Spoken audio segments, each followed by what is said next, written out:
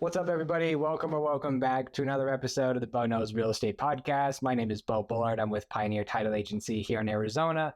Today, like always, we're going to have a lot of fun. I'm here with my friend and real estate agent, Tim Brown with Realty One Group, and we're going to talk about a lot of different things: real estate, social media, different ways for real estate agents to find success in their business, and whatever else comes up. So, Tim, thanks a lot for being here. Yeah, thank you for having me. Yeah, absolutely. So before we get into it, just introduce yourself for people who don't know you. My name is Tim Brown. I am a realtor here in Prescott, Arizona. I'm also licensed in Las Vegas, Nevada. So I'm here to serve your needs, whatever you need. Buyers, sellers, we do it all. So feel free to give me a call. Yeah, absolutely. So what's cool about this conversation is I feel like you have a really cool story, number one, on just how you got into real estate and how you have found success pretty quickly in real estate. You got into the business 2019, 2019, so in the business 3-4 years, and just from day one has been killing it. And that hasn't been the case with a lot of real estate agents. Usually it takes some time to get going. So I want to get into that. So first year, how many deals did you do closed? Right around 25 deals. So that's about 2 a month. Roughly, yeah. Yep. So, and then so far in this again, first 3 years of real estate has had about 50 deals was the most in 1 year, 48 or something, which is crazy. So now let's get into how, because for other real estate agents out there, they may be like, I'm struggling. I don't know what I'm doing. And would you say that the market we're in now is somewhat similar to 2019 or not at all? No, I would not say that. That pre-COVID market was more of a balanced market, but we had a lot more listings on market at the time. I believe when I got into real estate, it was right around 1,400 active listings here in the Prescott area on the market. Yeah. Today, this morning, right around 800. Yeah. So, almost half of what it was. It's still shortage of inventory. Yeah. You get a lot of problems, different agents that haven't had the proper training, so some homes sit on the market. It gets difficult. Right. So that first year of real estate, first of all, what did you do before real estate? And then we'll get into your first year, but I think that's good to talk about what you did before. So okay, go for it.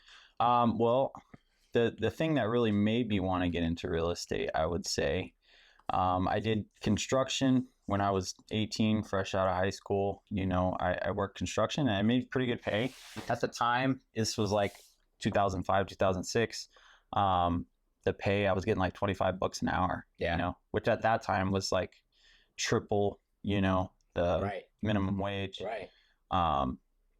Compared to now, I think it's like $15 an hour now is the minimum. No idea. So yeah, it was triple the minimum wage, whatever minimum wage is now. Right. But I started watching a lot of those flipping shows, things like that, and I was like, man, these guys are making like 30 grand, flipping a house. Right. What am I doing? Killing myself. Yeah. And it just stayed in my mind forever. I went through the recession, right after that, construction crashed and there was no work. Right. And I had to like reinvent myself, and I got into kind of the same thing, but indoors. At the time I told myself I want a job where I can go home every night. With construction, I was traveling a lot, out of town all the time. Right. The pay was good, but I just didn't really like staying in hotels all the time and things like that. So I got into factory work, actually right across the street here in Prescott Valley. And I did that for a little over a decade. And, I learned a lot, to be honest, about, systems and processes and how to put those things in play and make them kind of like your Bible. Right. And that was very helpful to me. But at the end of the day, I was like making somebody else rich. Yeah. And I was just like getting nothing for it. Right. So one day I was just like, you know what? Life's creeping on. I just turned 30 when that happened. And I was like, dude, if I'm going to do this, it's now or never. So signed up, got my real estate classes started, and just went head on into it. I didn't know anything about real estate, Yeah. Other than I like real estate. Yeah. So I started literally from the bottom Yeah. and just worked my way through school, put myself through school, and then got my license and just went from there. Yeah. So that moment right there is interesting. So were you scared at all? Were you worried that it wouldn't work and you wouldn't have money and you'd have to go back to find another job? What was that like? 100%. Yeah. 100%. I literally at the time had cashed in, cashed out my 401k. So this is like my life savings. Oh, yeah. Okay. Yeah. Because I had planned somewhat for it, but I was like, okay, I know what I have in my 401k. I'm going to take this, and this is going to finance my first year in real estate, so I have to get out there and make some deals, because if I don't, then that's it. And I was very intimidated by it, I'm seeing these top producers, listing these $1 million homes and doing all this stuff. And I had no idea how to get a listing. Yeah. No idea what to do with buyers. Like, I had nothing. Yeah. No family in the industry. Right? Nope. Okay. Absolutely no one in the industry. Did you have friends that were realtors? None. Interesting. Okay. I actually, well, I don't want to say that. I knew a couple of people that have their licenses. Yeah. And they are in real estate, but we weren't really close. I've been friends with Jamie DeJesus for a long time on social media, but she doesn't really post like a lot of real estate content. Right. So I didn't really know she was a realtor until I got into it. Okay. And the realtor that sold me my house, is like in his 80s now. So I really had no clue where to start, where to go, what to do. Yeah. Yeah. So first 12 months, what was the first thing that you did to say, like, I have to be successful at this. I have to start making money. During what time frame was it when you got your first deal? It was literally day one. I got my license. Well, I don't want to say the day I got my license, but it was the day I signed with a brokerage. Okay. I posted it on social media. Hey, I just started at this brokerage, such and such. And if you need help looking for real estate, I'm your guy. Yeah. And one of my good friends that I worked with for years just instantly like DM'd me, hey, can you help me find a house? I just got pre-approved. Yeah, let's do it. And I mean, it was so bad. Like I didn't know anything. And when I say that, we went to go view a house. I didn't know how to work the lockbox. I'm like hitting up the listing agent. Hey, what's the code to the lockbox? And he's like, no, you have your own code. And they hadn't told me that at the Realtor Association. But I was, it's just like going through it, figuring that stuff out. Right. And that's, the rest is history. We found him a house shortly after that, and it was 30 days. Wow. My first deal. Wow. So that I was lucky and grateful in that aspect. Yeah. From there, it was probably another 6 months before I saw another deal. Interesting. Yeah. So was that 6 months? Did that worry you? That worried me a lot. At the time, my budget was very thin because I had set like clear guidelines. Yeah. So with that first deal that I had closed, I had bought myself like another 3 or 4 months, you know? So I was like still feeling the pressure, but it was like, okay. A little bit more breathing. Yeah, exactly. So then, the next group that came around, I got a referral from an agent in Minnesota. And where did that come from? Facebook. Okay. Believe it or not. Yeah, social media. She was like, hey, I'm looking for a realtor in Prescott. I said, I'm your guy. Okay. Buyers came down. They bought actually 2 deals that month. See. Yeah. Okay. Yeah. So they bought an investment property that's currently still serving them as a rental. Oh, wow. And they're doing well on that. Yeah. They bought a piece of vacant land that they're building a dream home on. Nice. So yeah. It ended up working out really well. And then I had some other friends hit me up the same exact time, and they bought their first house with me. Right. So, okay. Yeah. So that's awesome. We'll get into the social media thing because you're also killing it on social. So, but okay. So staying on that first year, hmm What else were you doing? Were you doing a lot of social media stuff? Were you doing cold calling, door knocking? Like, what else were you doing? I was doing everything, all the above, Okay. and not as consistent as I should have done, but I was kind of in the experimenting phase, Just doing everything and seeing what worked. Exactly. I did some door knocking, didn't have a whole lot of success from that. Yeah. And then I figured out the reason is because I wasn't doing it consistently. Right. Social media has always been one that has brought me success, is because, for one, it doesn't cost me anything but time to make whatever post I'm doing, right? Second thing is everybody sees it. It's free. Yeah. That's where all the attention's at. Mm-hmm. Yeah. Everybody's going on Facebook every day, or Instagram, or wherever, TikTok. Exactly. I mean, people are spending time scrolling through these things, and it's free for me to put it there. Yeah.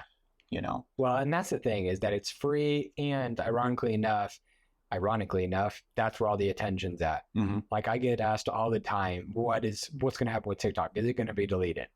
And is it going to be, banned in the United States? And it's like, my answer is, I don't care, because if it does, then all that attention goes somewhere anyways. Mm-hmm. It's not about TikTok. It's not about Facebook. It's not about Instagram. It's about, where is the attention? Right. And that's where the attention's at. People spend time on social media. They spend hours scrolling endlessly all day long. Whether that's healthy or not, that's one thing, but that's your own personal boundaries you have to have. Mm-hmm. I mean, it's not Instagram's fault that you're spending 12 hours on it. Yeah. It's no, absolutely. I agree, because I was the same way. I was like, I don't want to use TikTok, but then, that's me as a person. But on a business side, as a businessman, I'm like, people are spending hours on TikTok, and if I'm not posting on there, that's not there, then exactly missing opportunity. Mm-hmm. I mean, I know real estate agents in the Sedona market that have picked up celebrity clients off of TikTok, and it's not the celebrity that's reaching out. It's like a celebrity's daughter that found the real estate agent that works in Sedona. Looks like they have some experience. But they're posting on social media, so they're obviously, working the trending new up-to-date marketing strategies, got a celebrity listing. Exactly. So it's like, it's not social media, it's the attention. And that's what I love about this social media chat. But okay, so you had 20, 28, 25 deals your first year. You had the one right off the bat, got a couple 6 months later, and then boom, what happened? Well, at that time, the market, or the rates, were at an all-time low. It was like 2.75, 3% interest rate. Yeah. So everybody was coming out of the woodwork. Yeah. I was posting everything on social media. I mean, you name it. Anything I had just listed, anything I put into escrow, anything that was just sold. I had a big key made, like a closing day key. Right. I had my clients start taking pictures with that. Yeah. That was a big one, because, all of their friends are seeing that, and their families, and so on and so forth. And then more people are coming out of the woodwork, and they're like, well, if he did it for him, he can do it for us. Absolutely. And I was just... And you're building that trust now, because, my friends bought with this guy. Like, I'm going to talk to my friends and have them give me his contact. Like, because they want to work with people who their people are familiar with, which is beautiful. Yeah. But yeah. And it's funny how far that spreads, because I get calls now, and it's like a friend of a friend of a friend, and of a friend who mentioned me, and it's so weird, the crazy circle, how everybody's connected sometimes. But I get calls like that all the time. Yeah. And I'll help anybody. Yeah, absolutely. So pretty much it just kind of blew up. You started getting calls, you started getting people reaching out, because like we've talked about, 4 or 5 deals, and then boom, 28 deals. So you just got blasted at the second half of that year. Yeah. So, and it was all just from what we're talking about, just people hitting you up on social, people just calling you based off of a referral. Yep. That's crazy. So, now the record year, which is like the 50 deals, 48 deals, that was also during a crazy market. But still, I know there's a lot of agents who didn't do that. So did you just double down on the things that worked during that crazy market? I did. Yeah. I started getting really heavily into posting on social media. Yeah. Anything and everything that I could find. I started cold calling more. Yeah. Started hitting up canceled, expired, FSBOs. I started really prospecting. That first year, I guess, was more what I like to call reactive real estate. People were calling me, and I was just scrambling, doing whatever I could to get them in escrow. It was a lot of buyers, and I found myself kind of tired and drained after that. But, you know, working with sellers, it's a lot easier, you know, and you have a lot more free time for one. Right. And don't get me wrong, it's not a cakewalk by any means. Right. But, you know, you start to notice as you get more experienced with anything else in the world, Right. you get better and you start honing in on your skills, and your conversion rates get a lot better. Right. Yeah. So, you know, one interesting thing that I like about what you were doing is, you know, I have this conversation a lot with people, it seems like, and it's, I bring up social media. It's that's not me. I don't want to do that. And then I bring up, okay, well, are you being consistent door knocking or cold calling? Or are you sending out postcards? Nah, it's just not me. And it's like, that's just not going to work. Like, you can't just have all these things you're not going to do. Yeah. None of us can. Like, no matter what field you're in, no matter what industry, if you want to be successful, you can't have a list of things that you're not going to do. You have to be willing to do something. And if you're able to do everything, like you talked about, yeah, you hit the expired and the cancels, you hit social media hard, you door knocked, you did all these things. Like, you're hitting every avenue possible. Right. And when you do that, you open yourself up to so many opportunities. Yeah. And so how is cold calling going? Is that something that's still successful for you? Yes. How often do you do that per week? I sometimes don't even do it on a weekly basis. Really? Yeah, to be honest. Okay. I mean, so last week, I was so busy last week, I didn't get a chance to cold call at all. Okay. The week before, I did some cold calling, and I probably called for 3 hours. I set 4 appointments, 4 listing appointments. I signed all 4. Nice. So last week, you know, was just kind of getting those 4 listings ready for market. Yeah. You know, helping the sellers get their home staged and getting the photographers in line and helping the photographers out and getting all that stuff ready, signs up, all of that stuff. Right. And then everything's kind of hitting the market all at once. And then, you know, I get a period where it starts to slow down again, and then I get back on the phone. Right. You know? Interesting. Yeah. Yes. So I don't try to overload myself. Yeah. You know, there's some agents that are very consistent that are like, I'm going to cold call 2 hours a day, no matter what. Right. And, you know, they're really trying to move volume, and then I'm trying to just keep things a little bit more manageable. Live a balanced life. Not be super overwhelmed. Exactly. Yeah. So, one thing I was gonna. So when you're doing, do you call specifically canceled and expired? I do. And what about FSBOs? I have a little system that I work. Okay. So usually when I do call, it's for 2 hours minimum. You know, sometimes more than that, depending on. Okay. But I have a contact goal that I try to meet. Because not everybody you call is going to say, yep, come over and list my house today, you know, right? Very little. But probably. Yeah, you're going to get people that are, you know, call me back in a week, call me back in 2 weeks, whatever the case may be. And you're putting them in your database, and it's like a giant funnel. You know, they start up here at the top, and they're 6 months out, and you're working them down the funnel until they convert to a closing. Right.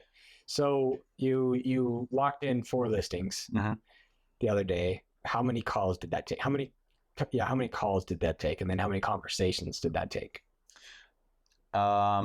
Let's see here. It took 2 hours, right? Yep. It was 2 hours. I believe that day, I want to say it was somewhere in the neighborhood of 10 to 12 people that I talked to. That's crazy conversion. Yeah. And that's a great conversion rate. But the low hanging fruit, you know, canceled and expireds, tend to usually answer the phone if you're getting good data. Right. They tend to answer the phone. And how are they welcoming on the phone? Are they sometimes yes, sometimes no. But like anything else, 10 to 12, a dozen calls and landing 4. That's pretty significant. Yeah. One of those was a FSBO, a for sale by owner.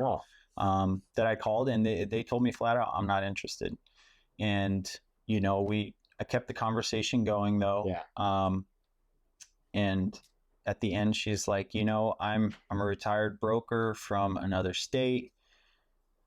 I can sell it myself, FSBO, and be just fine. Yeah. And I said, I absolutely agree with you, to be honest. But because, you know, I'm licensed, you're not, I have access to a lot of tools that you don't, like the MLS and everything that comes along with that. Right. And my chances of reaching a buyer before you do are significantly higher. Right. And then I'm taking all of this off your plate, Right. and you can focus on your move. Right.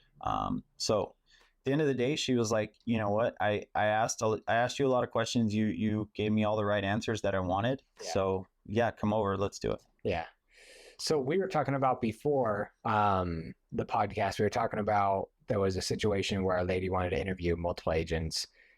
Remember this conversation? Mm-hmm. So that's not the same one, is it? No. Okay. So tell everybody about that story that we were talking about, because that one was a good one. Okay. So, this was also a expired listing or canceled or expired. I'm not sure which one. Okay. But they were with another agent last year. And I had reached out to her last year, like right as it went off market, and, was like, hey, are you going to be interviewing agents? Trying to get a little information from her. And she said, yes, I'm going to relist it in the spring. I'll interview agents at that time. Yeah. Not even knowing that I had like a small connection to her. Right. So her son was like a friend of a friend. Yeah. Not even knowing it. We're at a party one night and he mentions, we tried to sell our house. It didn't sell. I told my mom, give you a call. Yeah. And I'm like, oh, really? Well, what's your address? Yeah. Just looked him up in the MLS real quick. And I was like, dude, I literally just talked to your mom a couple days ago, not even knowing. Crazy. Yeah. So, I just kept in touch with them, kept in contact, kept those lines of communication open. But then, I reached out to her February-ish. She's like, yeah, I'm getting really close. Why don't you come over and we'll talk about it? Yeah.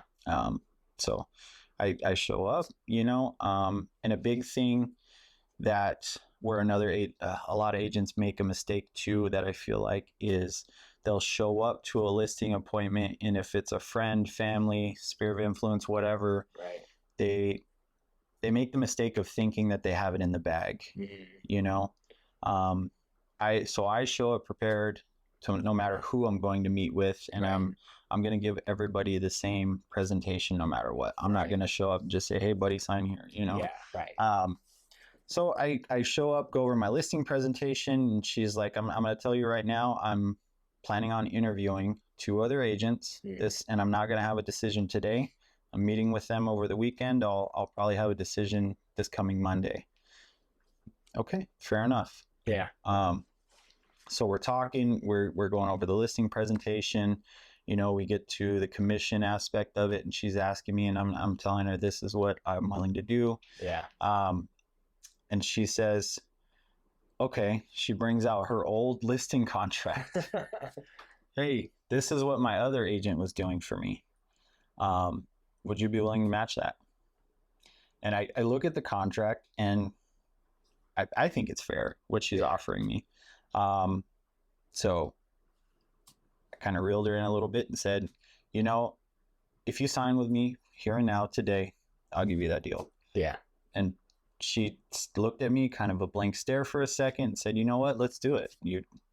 I've liked everything that you've said. You've shown that you're professional. You know what you're doing. You know what you're talking about. Let's do it. Right. Yeah, that's so important. And that just came from a phone call. Mm-hmm. And it just came from like keeping the communication, trying to get an appointment set. Yeah. That's another thing that comes up all the time is like, well, I'm not, I'm more of like a in-person, shake people's hands, talk to them. It's like, yeah, but how are you doing that? Mm-hmm. Are you making calls? Are you going to events? Are you just going to events? Or are you just going to happy hours? Yeah. And why are you just going to happy hour? Are there buyers and sellers possibly there? Are there just other agents? Like, what are you doing to like really maximize what you're doing with your time? And social media is so huge because it's a conversation starter. You meet new people, you have new conversations, then you schedule the appointment. Right. Like it's still about setting the appointment. It's how are you setting the appointments now? Mm-hmm. That's what, everybody just loves to talk about. Like, oh, I'm an in-person kind of guy. And it's like, yeah, everybody is. Like, that's where you sign papers. I get it. Mm-hmm. But how are you getting to that sit down appointment? Yeah. And then in your case, like hitting the phones when it's time to hit the phones, like be disciplined about it, knowing the right things to say. Like, what is your suggestion for that? Because not every agent knows the right things to say. Oh, It's not their fault. Like, you're not just Yeah. born knowing what to say. Like, Yeah. if you don't know what to say and you feel, if there's agents out there that feel like I could really polish up my skills on the phone, or I could really polish up my skills when talking to an expired or canceled or a FISBO, like, how? Do you work with a team? What do you do?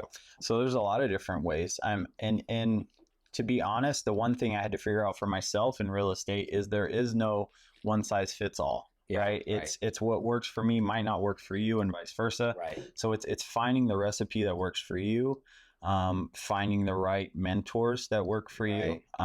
That's basically how I started. Was I started watching a lot of YouTube videos. Oh, you know, interesting. live cold calls all the time, Really? different agents around the country, and I would just sit there on YouTube and just look up live cold Interesting. calls.